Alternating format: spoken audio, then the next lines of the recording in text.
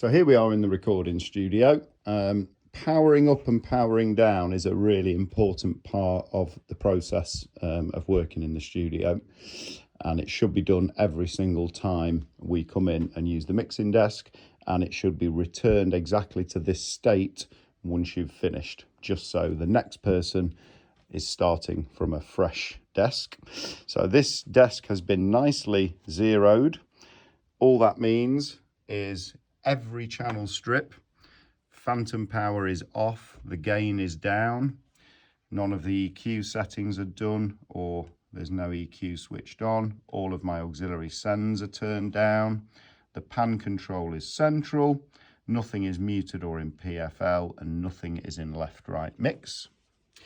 Over here in my master fader section, the control room volume is all the way down, and my master faders are all the way down as well.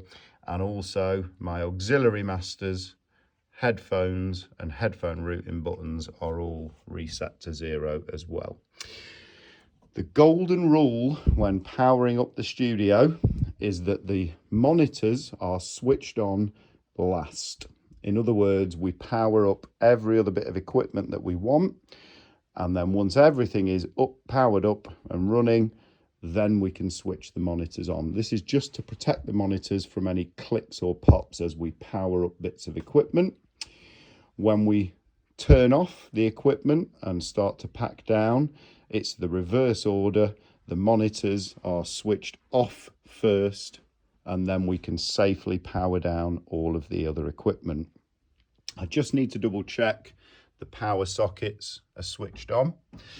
The Studio Mac lives behind the monitor, so the power button is in this top left corner. So I'm going to power my Mac on first of all. I'm then going to power on the mixing desk by pressing the power button. I'm going to just wait for this to boot up for a moment. I'm just double checking that everything is zeroed. I'm now onto my login page. Now the Studio Mac doesn't need your login details. We use the student account, and the password for that is student. So I'm going to click on that, type in student and get logged in. I'm going to fire up Logic. You'll notice 2 other applications have started. The RME app and the other RME routing app. We need those to be activated and working, but you shouldn't ever need to touch them. They should automatically start. I'm just going to start a new empty project in Logic. I'll just make any kind of track. And now I'm safely powered up.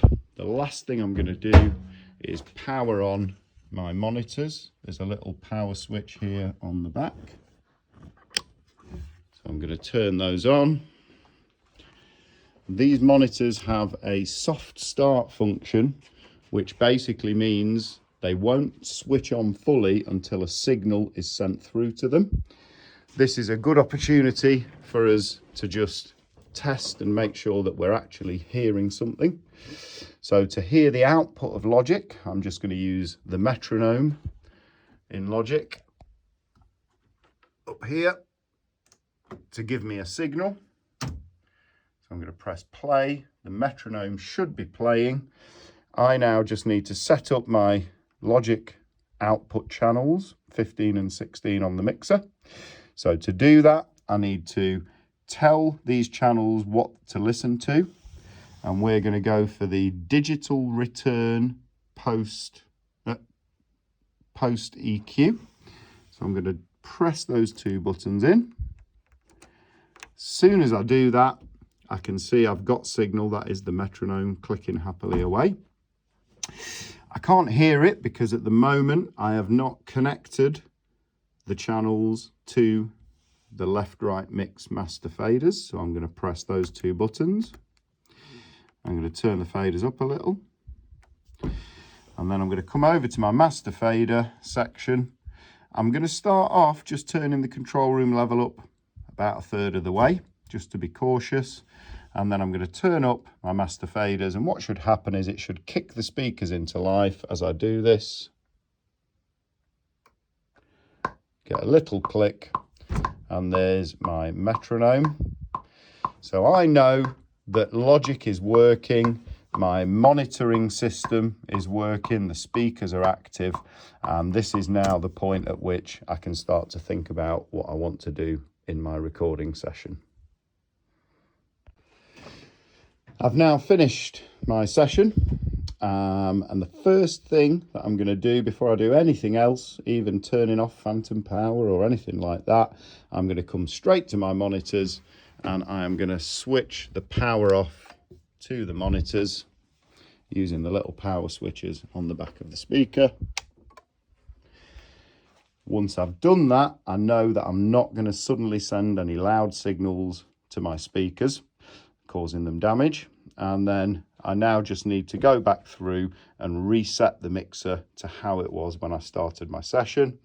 That basically means making sure phantom power is switched off on every channel, the gain is turned down, my EQ is switched off, my auxiliary sends are turned down.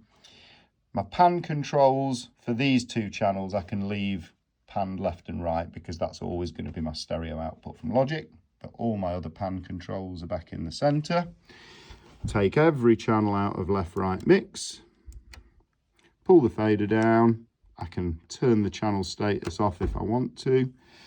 Over to my master section, control room volume down, master faders down. And now anybody else coming to use the studio after me has got a fresh Zero desk ready to set up how they want to use it.